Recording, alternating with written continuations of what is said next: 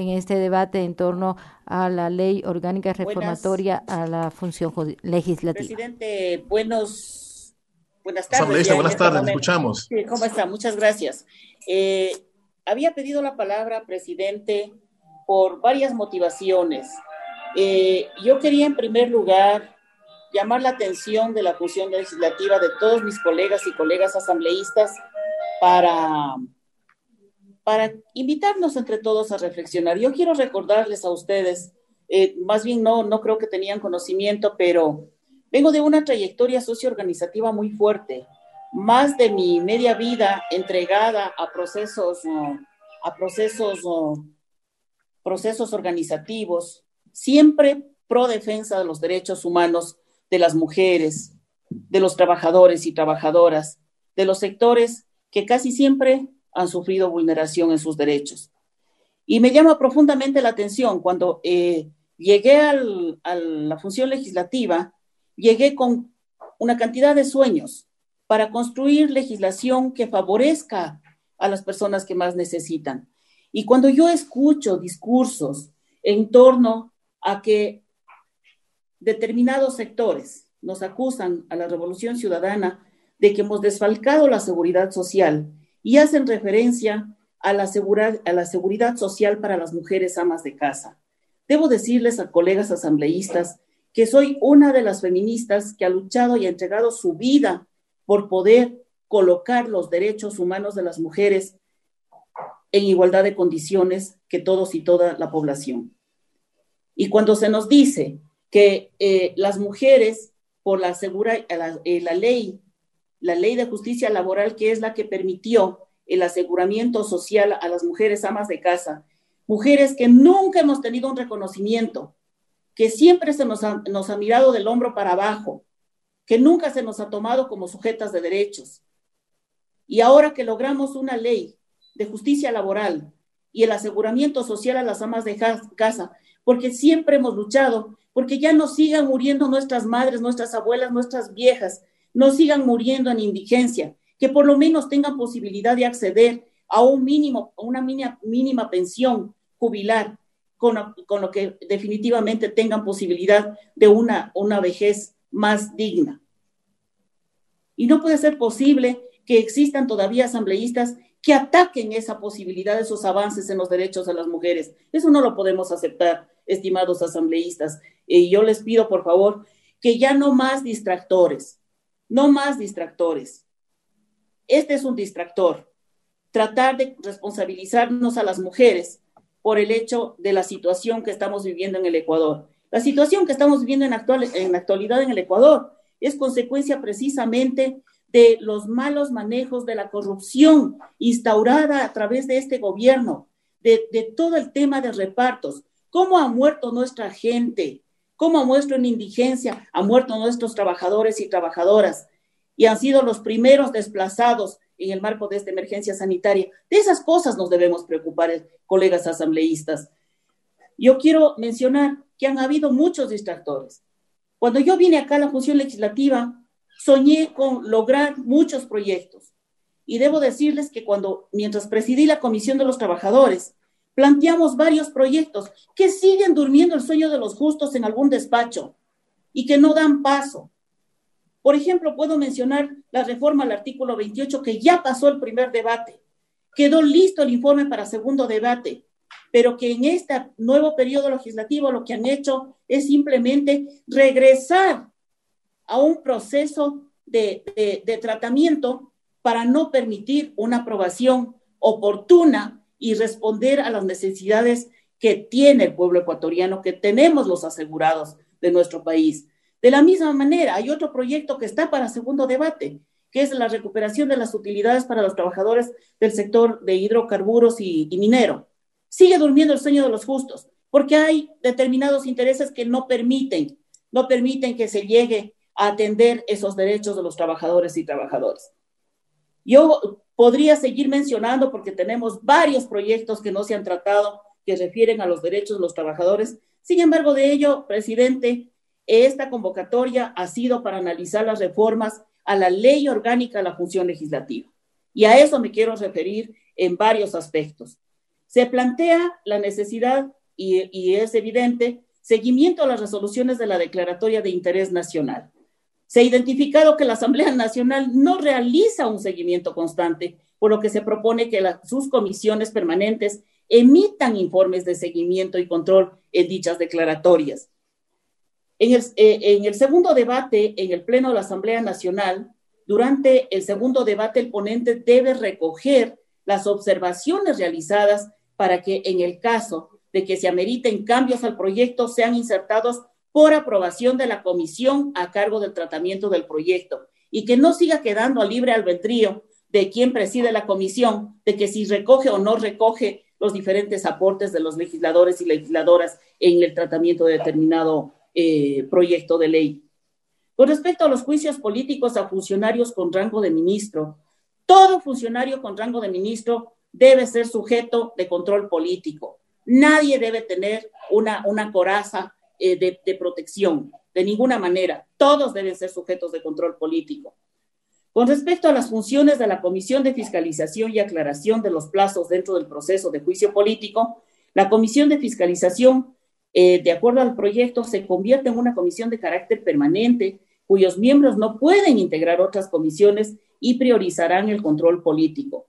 Los informes que emiten la comisión con respecto a los juicios políticos no serán archivados por la misma. El Pleno de la Asamblea Nacional será el órgano que en última instancia decidirá sobre el inicio o no de un juicio político. Se aclaran los plazos, es decir, 3 días para que los juicios políticos sean conocidos por el Consejo de Administración Legislativa y no nos suceda lo que nos está sucediendo ahora. Simplemente hay una suerte de complicidad que no permite que hagamos el control político como corresponde, y ahí están quedados muchos juicios políticos y muchos se han quedado también en el archivo por decisión de esas comisiones que ahora ya sabemos quiénes han estado realmente, a qué intereses han estado representando. Se establece el plazo de 3 días para que los informes de las comisiones pasen al Pleno. Se aclara el procedimiento en caso de que no exista acuerdo para aprobar un informe, siendo el Pleno el que tomará la última decisión. Hay algunos otros temas que yo creo que es importante, por ejemplo, reconocer el tema del asambleísta por un día.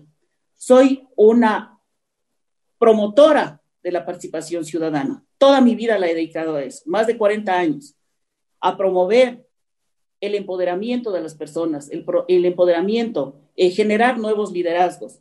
Y con ese fin, pues, de institucionalizar y promover los mecanismos de participación ciudadana, se incluye como parte íntegra de la ley, integrante de la ley orgánica de la función legislativa, la figura denominada asambleísta por un día, que permite a los ciudadanos y ciudadanas participar en las sesiones de las comisiones. Yo creo que es importante tener en cuenta estos elementos, señores, señoras asambleístas, los votos requeridos para la destitución de un asambleísta y autorizar el inicio de una instrucción fiscal o enjuiciamiento penal en su contra, para que no sigamos viviendo todas las barbaridades que hemos vivido en este periodo legislativo, que realmente es un periodo de vergüenza. Debería plantearse que suple el vacío legal en base al principio de igualdad y se establezcan las 2/3 partes del Pleno de la Asamblea Nacional para tomar este tipo de decisiones, y no hacer como se lo ha hecho en varios casos, que con 70 votos un asambleísta sea destituido, incluso en muchos de los casos, como el caso de la asambleísta Sofía Espín, simplemente por haber acudido a visitar a una PPL. Se han buscado varias leguleyadas para perjudicar y para no seguir contando con la presencia de asambleístas por pensar diferente. Entonces, ese tipo de situaciones se tienen que frenar. No legislamos para ahora, en función de los intereses que están expresados ahora en la Asamblea Nacional. Legislemos para el futuro, para los nuevos periodos legislativos, queridas asambleístas. Yo creo que está bien establecido también el hecho de la prohibición de percibir dietas u otros ingresos de fondos públicos que no sean los correspondientes a la función de asambleístas. Con todo lo que hemos vivido, con todas estas vergüenzas de repartos de hospitales en medio de una terrible emergencia sanitaria, con todo el tema de reparto de carnets de carnets de discapacidades y todas estas barbaridades que hemos visto, que realmente son de vergüenza nacional. Los hechos que han girado en torno a los supuestos casos de cobros indebidos por parte de los asambleístas o los miembros de los equipos de trabajo y con la finalidad de velar la institucionalidad del órgano legislativo, se ha recogido la propuesta de establecer como causal de destitución la recepción de derechos, cuotas, contribuciones, rentas, intereses, sueldos o gratificaciones no debidas por parte del equipo de trabajo a cargo de cada asambleísta también. Yo creo que es importante tener en cuenta lo que establece y está incorporado como el Comité de Ética Parlamentaria, la percepción de la ciudadanía, posiciona a la Asamblea como una institución que carece de credibilidad, deshonesta y que no actúa pegada a los valores éticos que demanda la sociedad ecuatoriana.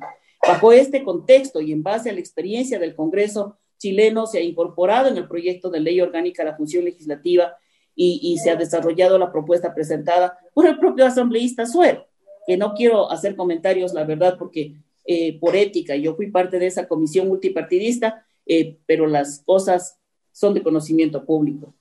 El proyecto de ley contempla la creación de un comité de ética parlamentaria de carácter ocasional. Será el Pleno de la Asamblea quien designe sus miembros para cada caso y estará conformado por 5 asambleístas.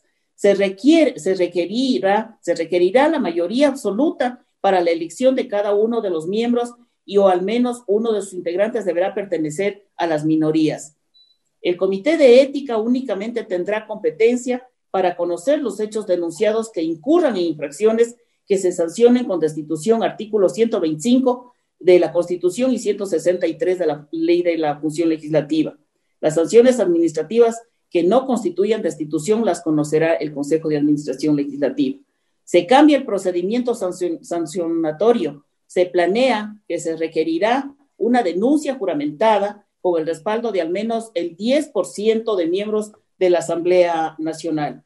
El Comité de Ética notificará con el inicio del proceso a la o el asambleísta investigado a fin de que pueda ejercer su derecho a la defensa y será recibido en audiencia por el comité a fin de que se presente sus argumentos, pruebas de descargo y luego pues emitirá el informe que será conocido por el Pleno de la Asamblea Nacional. El Pleno de la Asamblea aprobará la moción que recomienda la destitución de un asambleísta con el voto favorable de las 2/3 partes. Eso debe quedar totalmente claro, bien establecido en la Ley Orgánica de la Función Legislativa. Para terminar mi intervención, señor presidente, queridos asambleístas, colegas y a todas las personas que nos acompañan a través de las transmisiones de la radio y de la televisión legislativa y también de las redes sociales, decirles de que no podemos seguir tolerando el maltrato del que estamos siendo víctimas muchas de las legisladoras. El hecho de que nosotras hayamos optado por ser parte de la función legislativa y hacer política, participar con nuestra capacidad en este quehacer legislativo, no da derecho a ningún asambleísta a que nos maltrate. Todo mi respaldo a la compañera asambleísta Marcela Guiñaga, que en más de una vez ha sido maltratada por esas miradas misóginas, odiadoras, que lo único que han hecho es simplemente dañar a nuestras compañeras. No podemos seguir tolerando este tipo de tratos, señor presidente. Muchas gracias. A usted, asambleísta Durán. Tiene la palabra el asambleísta Esteban Melo.